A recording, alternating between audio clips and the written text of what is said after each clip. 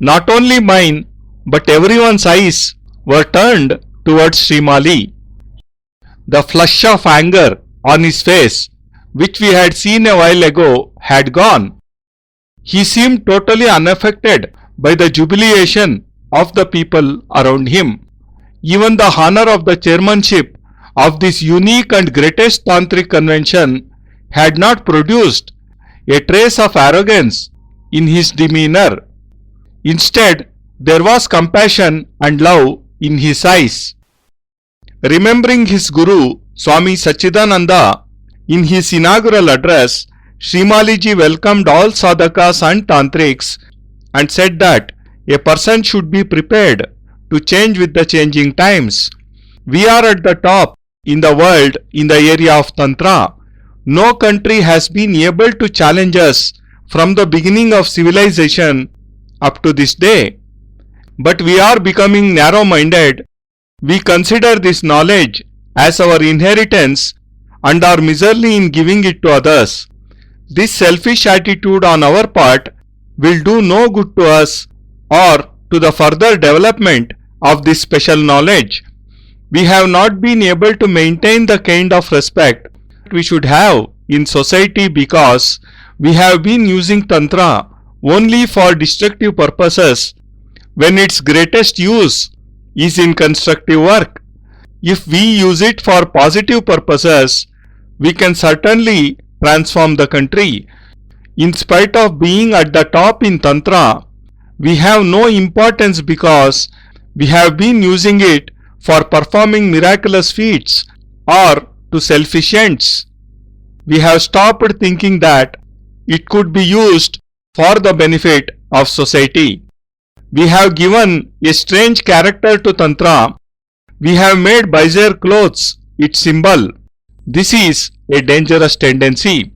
We should discard this narrow outlook and demonstrate our knowledge through books, through experiments and constructive social work so that this great knowledge survives. Otherwise, there may come a time when Tantrism will disappear forever. How many are there today who can perform Paradeha Pravesha or Parakaya Pravesha, that is, entering another body? Akasha Gamana and Manonukula Gamana Sadhana have remained with a few only. If we are unable to preserve our knowledge for the posterity, it will disappear from the world forever. This convention is a historic and extraordinary one. We should realize its importance and prestige. We should not encourage only mutual arguments or pamper our own egos, but we should exchange our knowledge and experiences so that we are able to prepare a plan for the coming generations and leave behind for them something as their heritage. Srimaliji's address was balanced, restrained and lucid. He had hinted at the importance of preserving a knowledge which was fast vanishing. At the same time, there was a warning that this knowledge and skill should not be concentrated in one place and thus come to an end. It should find its place in the modern social environment and all the wrong notions about it should be removed from the people's mind. More than the address, what impressed me was Srimaliji's simplicity and humility. I had seen him establish his superiority by practical demonstration, but there was no arrogance in him. His respect and love for others was in no way less. The more I looked at him, the more drawn I felt towards him. I decided to find out as much as possible about this little known person for my own good. I moved away and took my seat next to Trijata Agori. Having introduced myself, when I started talking about Srimaliji, his face beamed. He said, "In this particular field, the man is like an ocean, impossible to fathom." I had high estimation in Tantra. Srimaliji had stayed with me for some time in the hills and he had also learnt a few skills from me. I found that he had mastered leftist methods. It is a matter of honor to us that this man is the favorite disciple of Yogiraj Sri Sachchidanand ji. This in itself is an unique distinction. He has learnt a lot from Yogiraj, who is respected all over the world. Srimali ji learnt some rare and amazing skills from him. Apart from this, he has lived with Aghoris for years. I have no doubt when I say that he is the greatest in Gauraksha sadhana. Trijata himself is an authority. Several distinguished tantrics present there had been Trijata's disciples in some way. Therefore, what he says is authentic. There is no room for any doubt. If Trijata used these words for him, Srimali was beyond doubt the greatest tantric in mantra.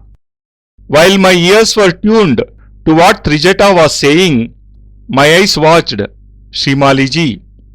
I was surprised that such a great sadhaka pursued his work without any fuss or publicity. More commendable was his humility and politeness.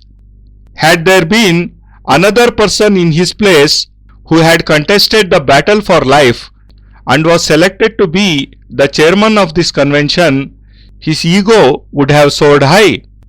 But Srimali ji very respectfully made Kapali Baba sit next to him even though he had played the game of death with him.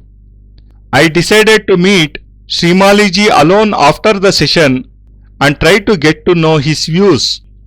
After finalizing the outline of the next day's and until the last day's program, the meeting adjourned since a number of sadhakas were anxious to perform the evening sadhana. The meeting was therefore adjourned a little before sundown.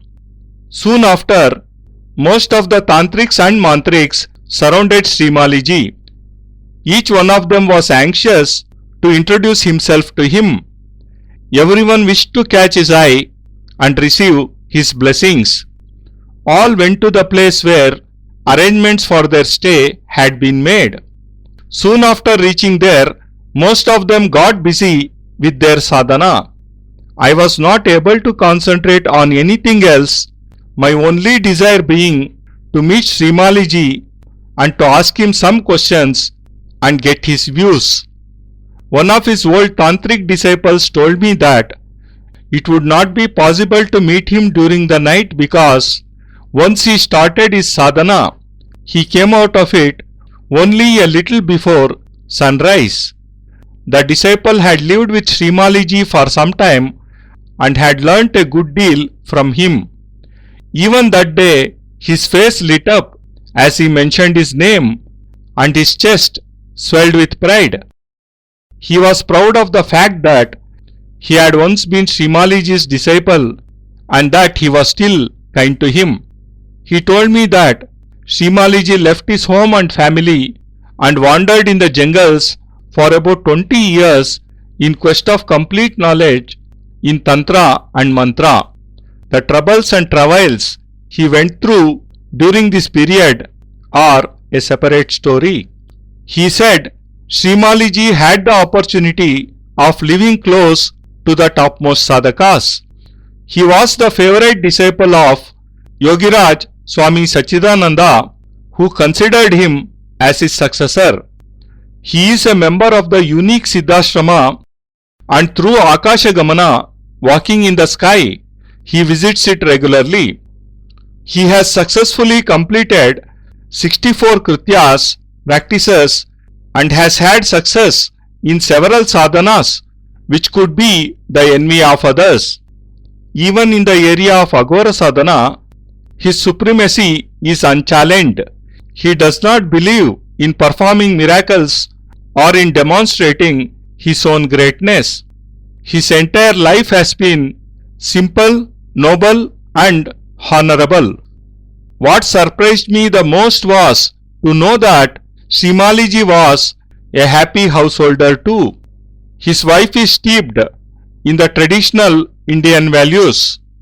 He has a son and daughters and he conducts his domestic life the same way as any other ordinary man would do. But his family life has not been allowed to predominate over his sadhana, and his sadhana does not get priority over his family life. A judicious balance between the two has been the hallmark of his life, and he has been successful in both. When he is involved in his sadhana, he looks different. Then he looks a complete sadhaka, unaffected by his domestic life.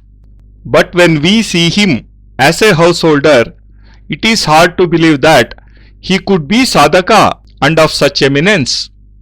The more I heard about him, the keener I was to meet him, and this opportunity came my way on the 5th day of the convention when he was relaxing in the afternoon. I had sent a request to him through his disciple whom I had met earlier.